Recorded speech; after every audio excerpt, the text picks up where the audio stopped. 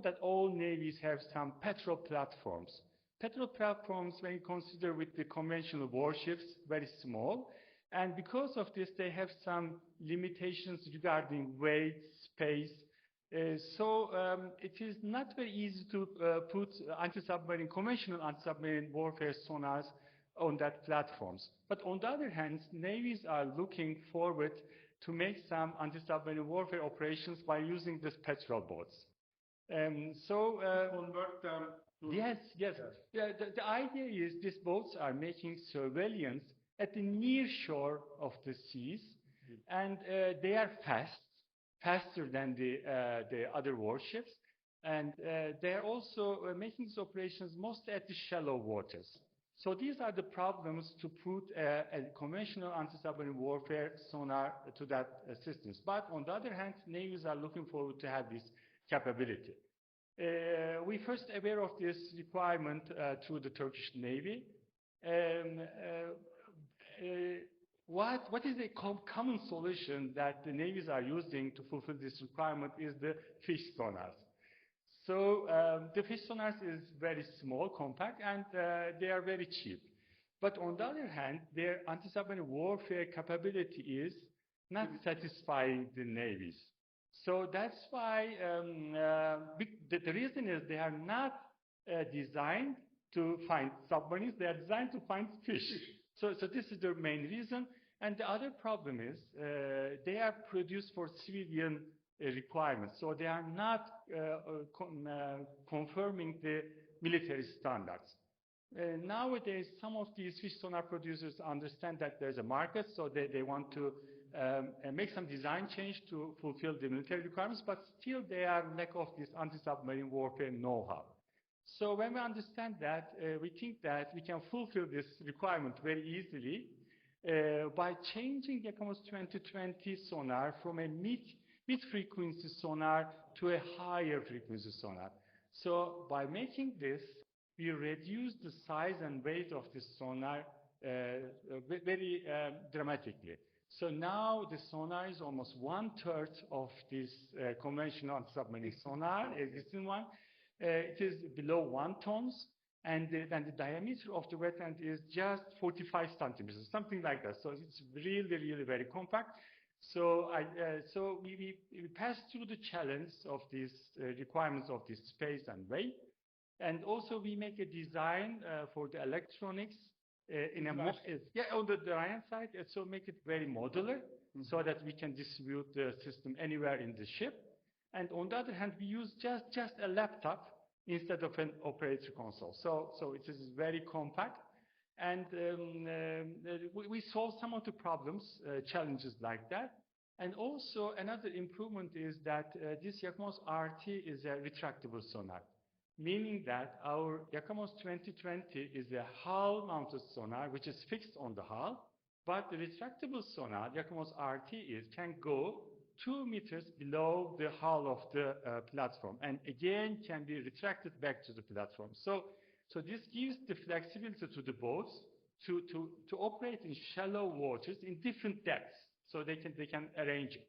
And also, since it is going lower, it is not affected from the surface noise when the platform is going faster. Yes. So we all solve these problems by using no drag.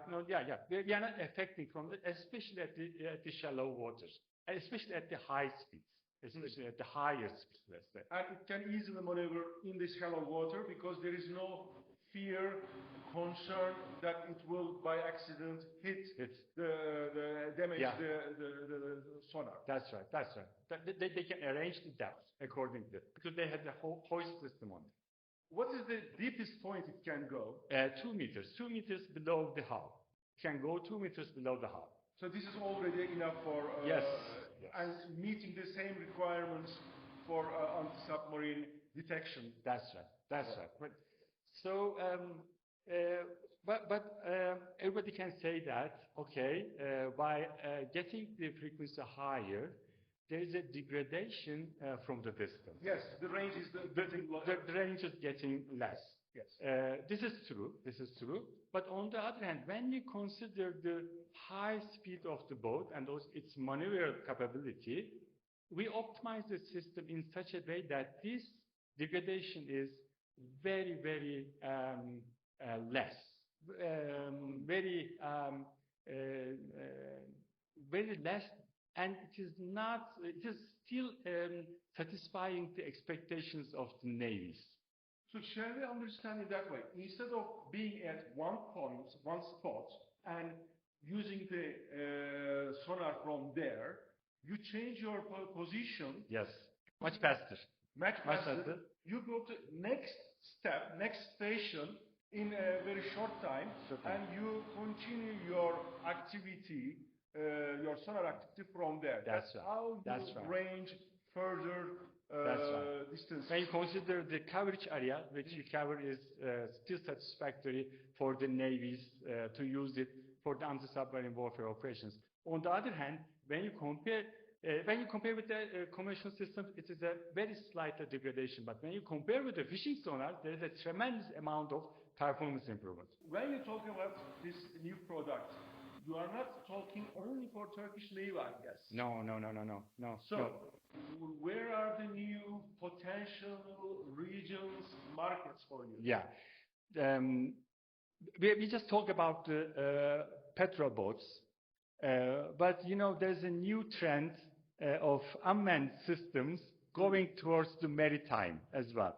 So most of the navies nowadays thinking about their operational concepts to adapt them according to the unmanned maritime systems, both surface and underwater.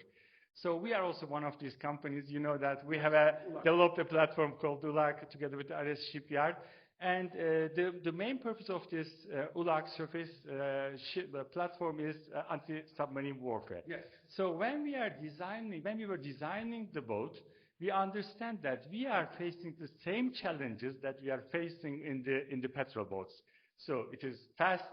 It works mostly, if it is working remotely, it is working in the near shore area. So the shallow water problem is there. It's a small platform. There is no space. There's no space for that. So all these are the same problems that we are facing. So we understand that this Yakamos RT is also a very good potential for these unmanned surface vehicles to be used for the anti-submarine warfare operations. So, and maybe I can mention that even though I say about this degradation because of the higher frequencies, there is also a good advantage that when you go higher frequencies, your resolution is also increasing. Yes, it's a better resolution. It's a better resolution. So this means that this sonar, Yakamos RT, can detect much smaller targets when you compare with the conventional anti-submarine warfare sonars, which means that instead of submarines, now we can detect submersibles and also some unmanned underwater vehicles together with the Yakamos RT as well. So, for example, there are some geographies in Persian Gulf, for example, Gulf, yes, and Caspian Sea, for example. These geographies are not suitable for using submarines, but the real threat is coming from the submersibles and the underwater vehicles. So I think most of the navies around that region could not find a suitable solution for these anti-submarine operations. Now, so Yakamos RT could be a good solution, an interesting solution for them as well. So, on the other hand, maybe I can also mention a bit about the price as well, because price is very, very important, because these platforms are very small, and that's why they're also very cost-effective. So it is not easy to put expensive payloads on this platform. So that's why the sonar should be very cost-effective. So we arrange a price range between conventional anti-submarine warfare and the fish sonar. So the price range is in between this. But on the other hand, when you think about the performance degradation is very slow, very less in that time, but very tremendous amount of performance due from the fishing sonar. So I think the value of money is very suitable for the navies to be interested on this sonar. So I think the price is also very attractive for the navies when they consider the performance that we get when they compare with the fish sonars. which is the only suitable, only alternative nowadays. In these boats, petrol boats, or even in the unmanned surface vehicles, you cannot find a dedicated, experienced sonar operator. Mostly the crew is making a bunch of duties at the same time, unfortunately. Yeah. So that's why the sonar should be make most of the operations automatically. So we put some automatic detection and tracking algorithms on Yakamos RT. To be honest, these algorithms are already available in Yakamos 2020, but we make some innovative, user-friendly interfaces to make these algorithms work much close to the people who is using it. So we don't mostly need an experienced sonar operator to be on board on the ship, on the boat. Another innovation I can mention to you is this electronics. You know that normally a conventional anti-submarine warfare sonars use cabinet like this one. Yes. For the electronics. Now in Yakamos RT we make some modular electronics, and that can be separately, distributedly mounted anywhere in the room, either on the floor or either on the wall. So we can mount them separately, but we make them work together. So this is also very good space efficiency that we can create. As it is on the unmanned surface vehicles, the energy is limited. That's another problem. Thank you very much. So for the boats, for fast crafts, you have the same. That's right. Challenge. Özgür, thank you very much. This is also one of the challenges that we have to face. As you said, all conventional anti-submarine warfare sonars, especially at the active mode, consuming a lot of power. This power could not be generated either on the boat, especially at the unmanned systems. But the Yakamos RT is consuming very less power because it is high frequency, and not have that much of electronics, and it is as you said, you are right. So that's why it is not affecting the unmanned vehicles from their operations when it is working. So as you said, you are totally right. The power is also another important thing. With Yakamos RT, we also target that challenge. So normally ULAQs have the satellite communication or this line of sight communication for their own missions. So this new RT, will it inform the headquarters? Yes. Automatically from their once they received some warning. That's right. That's right. This is the principle of ULAQ. ULAQ is managed from a land base or a headquarters to the communication. So in this place where they are remotely using it, there is also a console or laptop for the operator operations for the sonar as well. So it can be managed from there. But it is not necessary to put a dedicated sonar operator. One educated, trained a bit can use this sonar from that console. I believe that this. So maybe I can mention about the future expectations of us regarding this Yakamos RT. I believe that the first customer will be the Turkish Navy. And the Turkish either they will use it on the petrol boats or they can use it on the unmanned surface vehicles. ULAQ is the most probable candidate for that, certainly. And I'm expecting to sign a contract before the end of this year. So this will be a good opportunity for us. And on the other hand, we are lucky that we also give some quotations to some foreign navies through our reputable shipyards. So I'm expecting some new opportunities in the coming months.